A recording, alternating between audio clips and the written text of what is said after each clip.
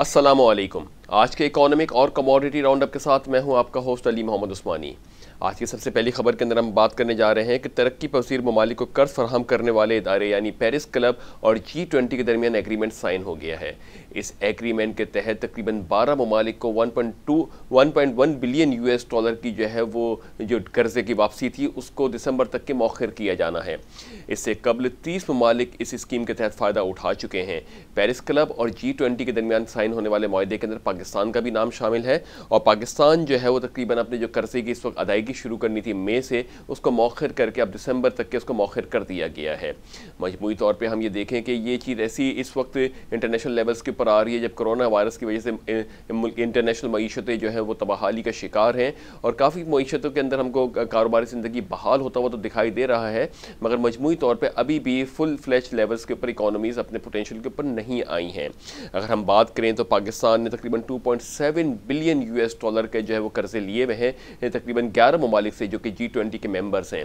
तो इसके अंदर पाकिस्तान ने जो है वो दरख्वास्त दाखिल की थी और उस दरख्वास्त को जो है G20 के ममालिक की जो इस वक्त कॉन्फ्रेंस हुई या मीटिंग हुई पेरिस क्लब के साथ, उसके अंदर मंजूर करने के बाद पाकिस्तान को 1.1 बिलियन यूएस डॉलर की जो है वो बेनिफिट या जो उसके डेप्ट पेमेंट था उसको दिसंबर तक के मौखर किया गया है।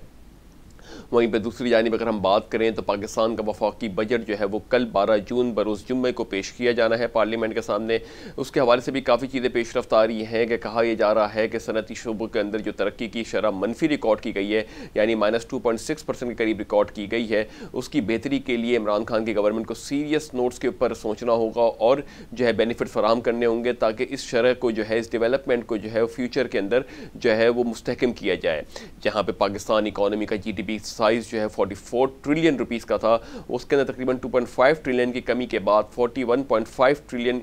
रुपीस का हो गया है। सो हमने देखा कि जिस तरीके से पाकिस्तान की मईशत के अंदर GDP के अंदर फ़र्क आता हुआ दिखाई दे रहा है, कारोबारी सरगर्मियाँ जो है मअतल हुई हुई हैं मुल्क के अंदर, वहीं पर वफाकी जो है बजट पेश किया जाना है कल। इस बजट से काफ़ी उम्मीदें वाबस्ता हैं पूरे आवाम की, बिज़नेस कम्यूनिटी की, जहाँ पे आज से माना ये जा रहा है कि ये पाकिस्तान की हिस्ट्री का ऐसा बजट होगा जिसमें सबसे बेहतरीन मरातें आवाम को फराहम की जाएंगी, बिज़नेस कम्यूनिटी को फराहम की जाएंगी। इससे कबल जो है वज़ीर आज़म इमरान खान की सरबराही के अंदर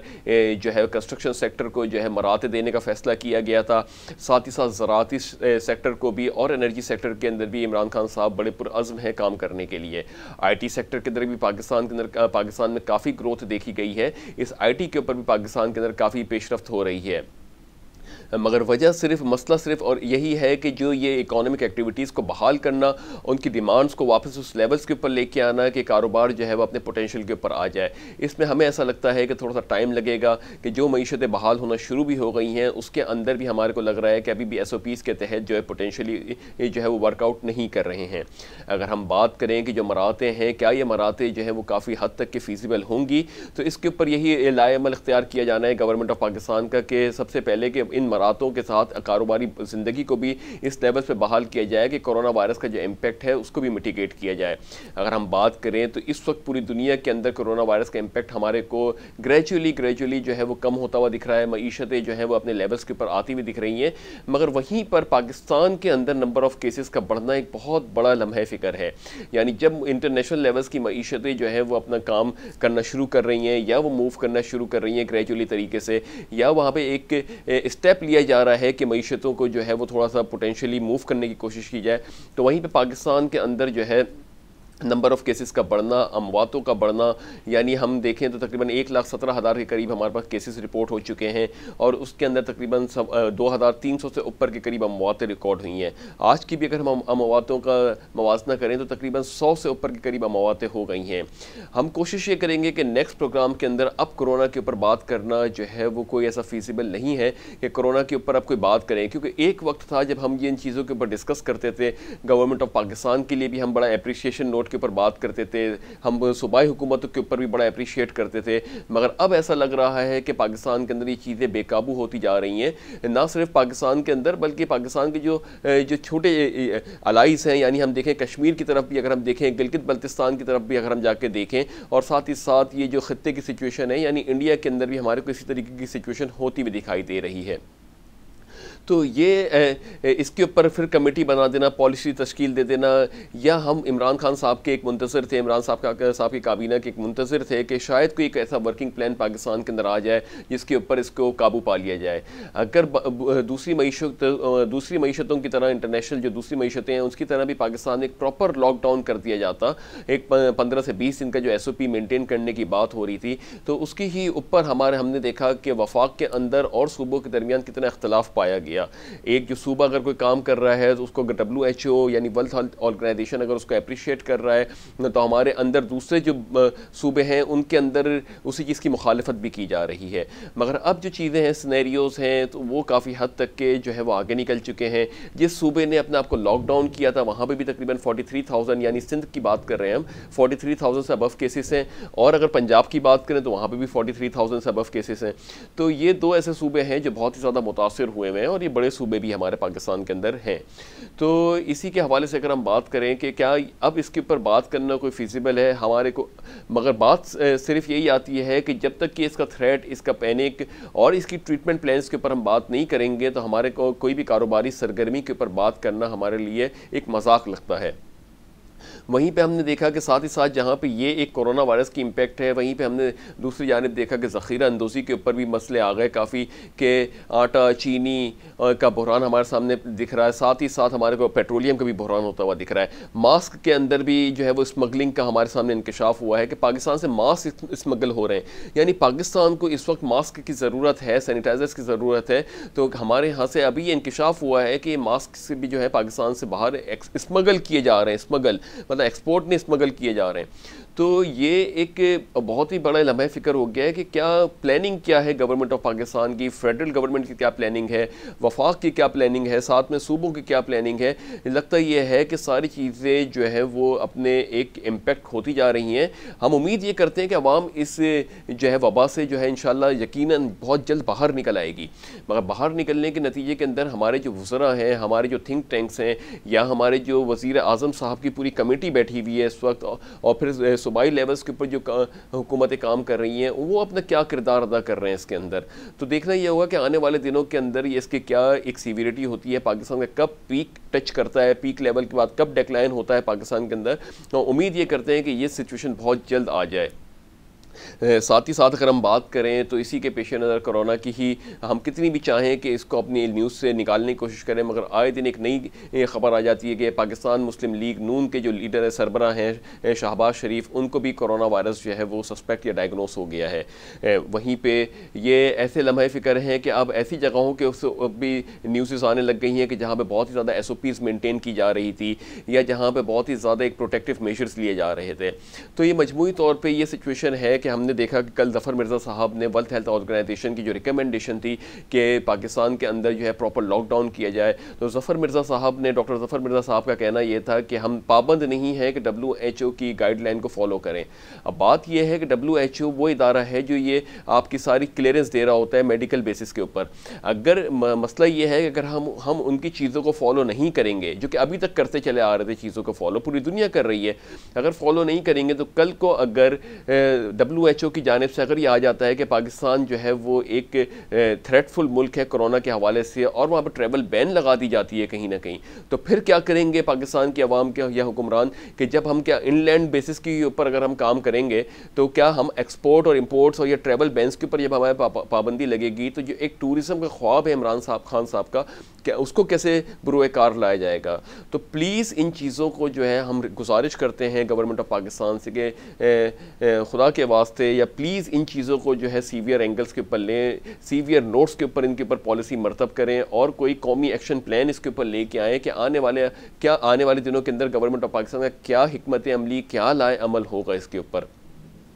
وہیں پہ ہم دوسری جانب اب بات کرتے ہیں انٹرنیشنل معیشتوں کی۔ انٹرنیشنل معیشتوں کے اندر ہمیں کافی حد تک کہ معیشتیں بحال ہوتی ہوئی دکھ رہی ہیں، مگر وہیں پہ کہ امریکہ کے اندر جو ہے وہ نمبر آف کیسز 20 لاکھ سے اوپر چلے گئے ہیں، یعنی صرف امریکہ جو ہے وہ اس وقت بہت بری طریقے سے متاثر ہوا ہے۔ ساتھ ہی ساتھ پاکستان اور انڈیا وغیرہ یہ تو ساؤتھ ایشیا کے ممالک ہیں، یہاں پہ ایک یہ سچویشن تو ہے، مگر امریکہ جو بہت ہی زیادہ ترقی یافتہ ممالک ہے اس کے اندر بھی ابھی یہ تھریٹ اپنی جڑیں پکڑتا ہی جا رہا ہے۔ امریکہ کے اندر نہ صرف اس کا تھریٹ ہے ہے کرونا وائرس کا، بلکہ وہ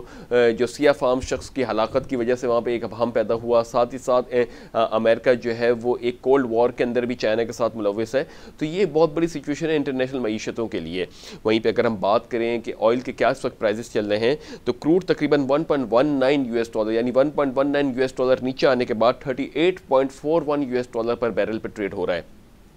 برینٹ $1.14 مائنس ہونے کے بعد یا نیچے آنے کے بعد $40.59 پر بیرل پہ ٹریڈ ہو رہا ہے.